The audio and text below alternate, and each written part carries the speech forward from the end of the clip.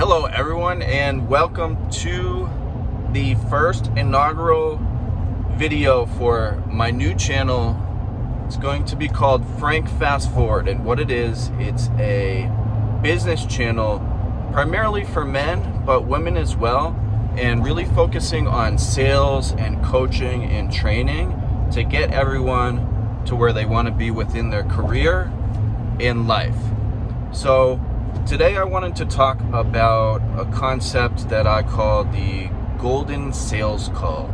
So the golden sales call has 5 steps, and if you follow them correctly, you'll really increase your chances of making the sale.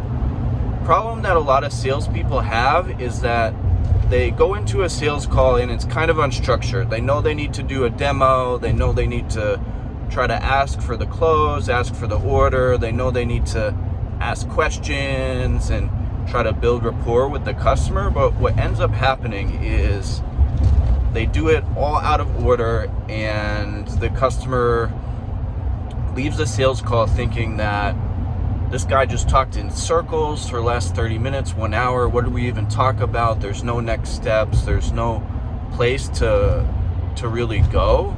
Afterwards, it's just kind of like a whole mess of gobbledygook and verbal diarrhea from the salesperson. So what I wanted to do is really break it down into the 5 steps or 5 stages of the sales call.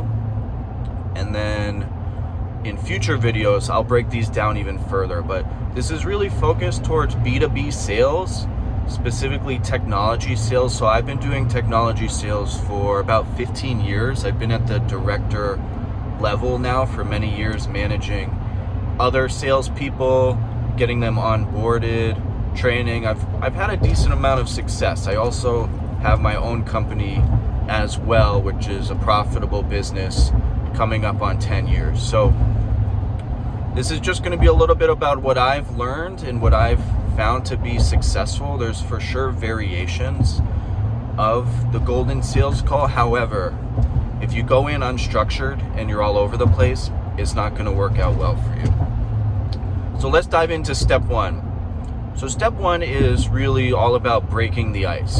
So you want to go in and really immediately establish rapport with the customer. And I think everyone's heard about first impressions, and first impressions are so important.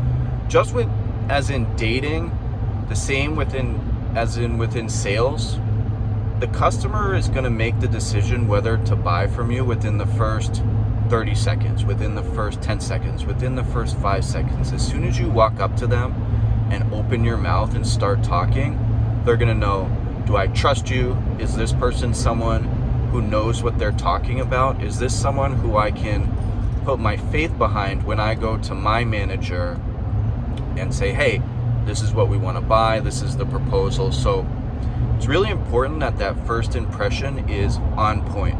So I'm talking about everything from your clothes, your style. You don't want any wrinkly shirts. You also want to have your body in check too. You want to be fit. You don't want to be sloppy looking.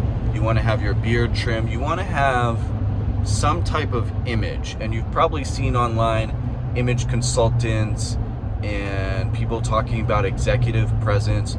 You really want to develop that as you move forward within your sales career. It's only going to help you. So, it may take a few years to kind of find your groove, but once you do, and once you really step into this persona, and really it's not even an acting persona, it's supposed to be you, your authentic self, without any sugarcoating or acting. You just want to go in and be honest, because that's what people are going to trust the most. So this first stage, it's all about breaking the ice. So what you want to do is talk about something about their business. Maybe they just had a really good quarterly report and they blew the lights out, or maybe you pulled up to the building in your rental car and they're building a new building on the side, or a new lab is going up, or you're at a new location, or they're hiring. If it's kind of like a more, stable business, been around for many years and not much is going on, You can talk about the town. You can say, hey, you know, last night I got in late, but I ate at this restaurant that seems to be really popular. Have you ever eaten there? You know, is this the place to go, or is there another place? Ask for a recommendation. You know, just sort of get them talking about something that they know about and something that they feel comfortable with. And then once you hit on something good, what's going to happen is that's just going to open up the conversation, and it's going to flow from there. So don't think too much about it. It's not about having like a one-liner or something that always is going to work every single time. What you want to do every single time, though, is think about what you're going to say. So as you're rolling up, think about, okay, what's my icebreaker going to be? And the nice thing about it is once you meet someone or you've had a few conversations with them and they're already kind of friendly with you, you don't really have to do like a really hard icebreaker. You can just kind of flow into it. Maybe ask them if they like to talk about their kids, how their kids are doing. If they like to stick to business, ask, you know, what projects are they working on? You'll kind of get the idea. But one thing with breaking the ice, and I'll talk about this in a future video, is you really want to hone in on the person's personality and their style, because people will have different types of style, and it's really based on their personality traits. Like a lot of managers and CEOs and stuff, they're really direct and forceful and dominant. So you won't want to go in and start asking them like, hey, how are the kids? How are the grandkids? To someone like that, because they're just going to be totally put off. So we'll break that down later about identifying different personality styles. But step one, go in, break the ice, get the conversation going. Now, step two is going to be probing questions. And what this is you want to sort of flow into the next stage of the sales call. So each stage here is not going to be like a direct switch, like hard switch. Okay, now I broke the ice, now I'm going to ask probing questions, and then I'm going to do the demo. You know, you want to kind of flow into it naturally. It's a conversation. So the best way to do this is while you're setting up the demo. So I'm in technology sales. I sell a lot of hardware and stuff, so it usually involves setting it up, plugging in the computer, plugging in all the wires, you know, getting things going, getting the PowerPoint up, getting the AV up, and getting the plugs in. And we'll talk about sales calls preparation some other time. You're going to want to have a lot of shit in your backpack, like cables and plugs and adapters, to make sure that you don't run into any issues when you travel all the way across the country or all the way across the world and you can't do the demo because you're missing some stupid little adapter. We'll talk about that. We'll get into all this detail. But for step two, it's probing questions. And what you want to do, you want to learn more about their business and specifically the problem that they're trying to solve, and you want to identify their pain points. Pain equates to money. What is costing them the most amount of money? And again, money equals time. So what's something that is taking them a lot of time? It's really like a big pain in the ass. Like every time maybe the machine goes down or something, they gotta, you know, call 3 engineers up, and they gotta travel down 2 hours and fix the machine, and it takes like 4 days, and the machine's down and they're losing all this production. And you know, whatever it is, or it could be a software thing, some glitch or bug, or you know, maybe it could just be a little bit faster if they had this feature and you have that feature. So you want to dig in and find their pain points. That's critical. But at this point, you do not want to start selling yet. We'll start selling later. Just hold on to your horses here, you know, rein it in. A lot of people just go, oh, you know, we got the very best thing for that, and it's only $10.99, and just buy it now, and I can leave now, and you can send the purchase order now, and we can just be done with this whole thing. Just sign it right here. You don't want to jump into it. So find the probing questions or find the pain points and stick that in your back pocket. You only want to do this for like 5 or 10 minutes. What a lot of salespeople do is they interrogate the customer, and the customer ends up getting like perturbed, annoyed.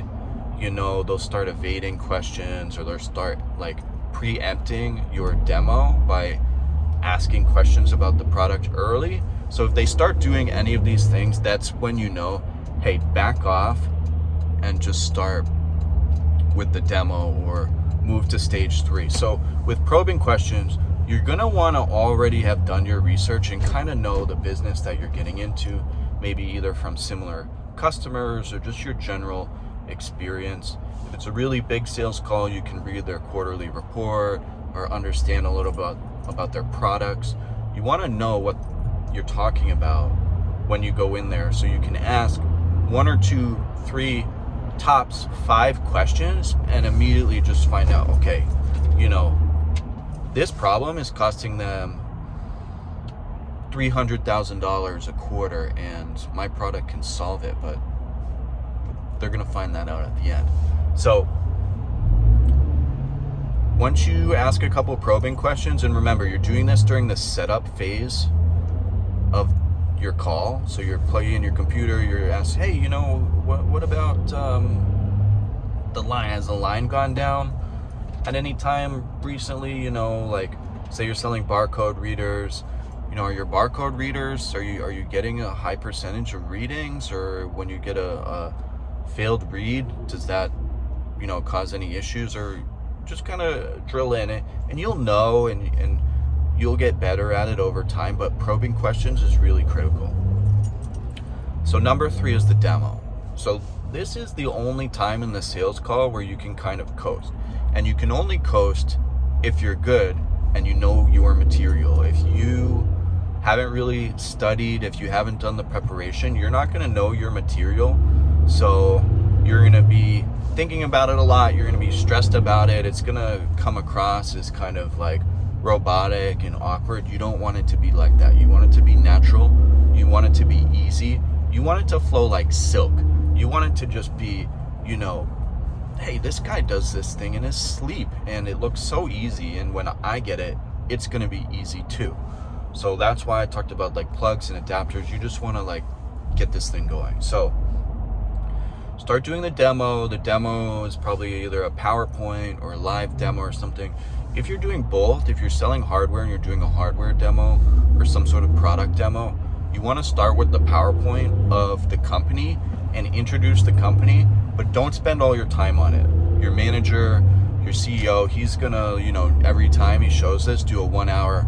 And then we started in 1985 with, $100 and we built it up, and then in 1987 we did this, and then 1999 we did this, and then like they don't care about the history of the company. Their eyes glaze over. Spend 10 seconds on this, spend 5 seconds on this, and just move on. So you're getting through the PowerPoint, you're kind of showing them the general gist of the business. They'll want to understand like the part of the business that they're dealing with. Say like there's like 3 segments within your big business, and one is like big data and another one is hardware, and they're buying hardware. Just kind of focus on what they care about. That's the thing with sales calls, and thing that a lot of people struggle with is it's just not relevant. Someone goes in and 90% of what they're talking about is not relevant to the customer, and they don't care. So that is probably number 1 over anything. Make it relevant. Otherwise, get out of here. If you're just blabbing on about nonsense and, the weather was nice today, and, we were founded 100 years ago, so we have a history of quality, and they don't care. So you're in stage 3, you're doing the demo, and things are going good. They're going to start to ask questions during the demo. They're going to stop you, and what you want to do is these questions, what they are is hidden objections. So if you've read anything or learned anything about objections, what you want to do is pre-handle the objection, so then you never get it. So you don't want to think about, some like witty one-liners to handle objections. You just want to like never run into them. And the way you do this is by showing competence. The way you do this is by addressing the issues before they ever come up. So during the demo, they'll be asking different questions, and they'll be wanting to get into, details. Don't get into too much detail about the product. That's really for later, after they've agreed to the trial, they've agreed to an NDA, they have a trial agreement, or maybe even they're purchasing their first 1 or 2 units or 1 or 2 licenses. That's when you really start doing like product training and really getting into like features and how they work, specifics. The most I want you to get into on the demo is something called FAB, Feature, Advantage, Benefit. This is how you want to talk about each specific feature of your product. We'll talk about this in another video, but for now, let's stick with the sales call. So you've done your demo, you're kind of getting through the end, and they're asking questions, they're interrupting a little bit, you're handling it, you're having a conversation. Again, it's not robotic, it's flowing, it's moving. You're going to an end goal. Eventually you're gonna land this plane. Eventually the ship is gonna find its harbor. If you're sailing the ship and just sailing, you're never gonna get anywhere. So again, we're trying to get to the end. We're trying to get to the close. So stage 3 quickly evolves into stage 4. And what stage 4 is, this is when it's time to sell. And you wanna sell anything and everything you can. You wanna sell your shirt, you wanna sell the pen that you brought along. You know, you're laying it on thick here, but you're doing it in a very specific way. And the way you're doing it is you're doing something called building value. So you're building the value of the product for the customer by explaining to them what it's gonna do to them or for them, how it's gonna change their life, how it's gonna solve their problem, how it's gonna make them money, how it's gonna, you know, make their life easier, save them time. Everything's just gonna be so great when they buy this thing. So the way you do this is you link the problems that they identified in stage 2, the probing questions, and you start to tie that to your features and your product and things you showed in the demo. So you do things like, hey, remember when you told me about that situation when the line was down, the manufacturing line, because the barcode reader was doing failed reads and, you know, it was really fouling up. So this barcode reader actually flashes twice. So if it doesn't catch the barcode the first time, that second time it's going to catch it. And if not, we have this, you know, backup feature that'll catch it the third time. So we have, you know, 99.9% read rate, where maybe you're only 99.5% read rate, but that 0.4% of missed reads, that's costing you all this time, all this money. And the nice thing is that this barcode reader is only $10 more than the one you're buying. It's not even that much more expensive. So you're gonna get, you know, double the performance, and you're really just spending a little bit extra. Maybe you're not spending any extra money at all. Maybe the product's gonna be cheaper. Remember, this section is all about building value. If you do this well, they're not gonna ask you for discounts. They're not gonna ask you to price compare against your competitors. They're just gonna shut up and buy. Honestly, they're just gonna push this through. They're just gonna put it into purchasing, and you're gonna get a PO before you land the next day. So stage 4, it's all about building value. It's about tying those probing questions and tying that to the money, tying that to the cost, tying that to the time in a logical, reasonable way that makes it a no-brainer for them. Once you do that, bam, you want to identify the immediate time, the immediate second when the light goes off in their head, and you'll know. They'll start looking around at each other. They'll start, yeah, okay. And one thing too, they'll shut up. They'll stop asking the questions. They'll nod their head in agreement. Anything you say at this point, you can tell them anything. You can say, you know, the sky is brown, and they'll be like, the sky's brown. It's amazing. So you'll know, especially with experience, when you get to this time. When you do, immediately go into stage 5. So I talked about how each stage is kind of a flow, going from one to the other. Stage 5, it's close and GTFO, get out of there. So the way you close is you ask them about the next step. You ask them, hey, do you think you might want to trial this? Or if they're really hot on it and and they already have experience with these types of products, maybe with a competitor or something, and they're kind of like an experienced user, you're not just like going in and educating them all about, the market and the problem, and that's going to be difficult. That's where a trial makes a little bit more sense. But if they're experienced user, just ask them if they want to buy one. Is this something you might want to buy? Do you see yourself maybe purchasing this in the next couple of months? If this can solve that problem that you just told me about for the last hour,